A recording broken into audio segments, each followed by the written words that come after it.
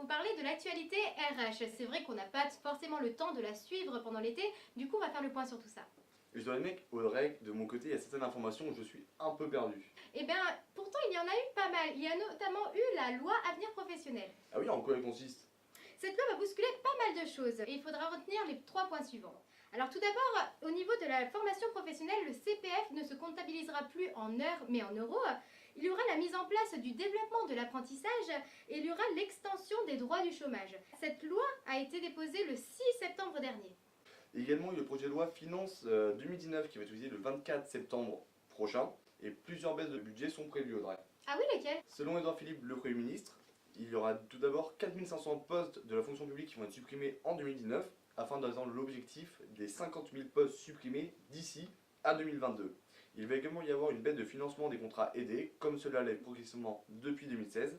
Et de plus, les cotisations salariales sur les heures supplémentaires seront supprimées pour tous les salariés du privé et du public, et ce, au 1er janvier 2019. Eh bien, je te remercie pour toutes ces informations.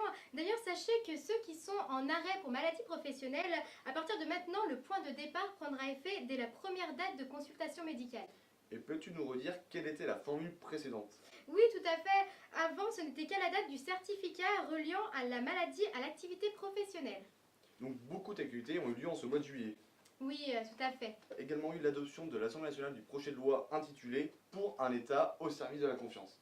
Donc en fait, c'est un droit à l'erreur donné aux entreprises, notamment pour les prélèvements à la source où il n'y aura plus de sanctions pénales si les erreurs sont commises de bonne foi par l'employeur. D'ailleurs, est-ce que tu as entendu parler du nouveau plan de GPEC de la Société Générale? Ah non, pas du tout.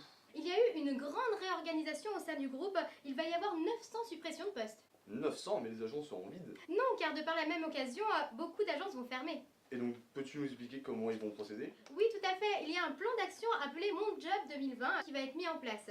Ils veulent favoriser la mobilité, établir un diagnostic de développement des compétences individualisées afin de proposer de meilleurs services à leurs clients.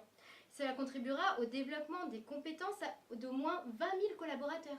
Et donc, si je comprends bien, le plan d'action Mon Job 2020 consiste à rendre les collaborateurs acteurs de leur parcours professionnel à travers le plan de formation. Mais tout à fait, le groupe va investir énormément dans ce projet avec plus d'1 million d'heures de formation. Il y a également eu Audrey, un Intermarché situé dans l'Hérault qui a fait parler de lui. Ah bon, qu'est-ce qu'il s'est dit?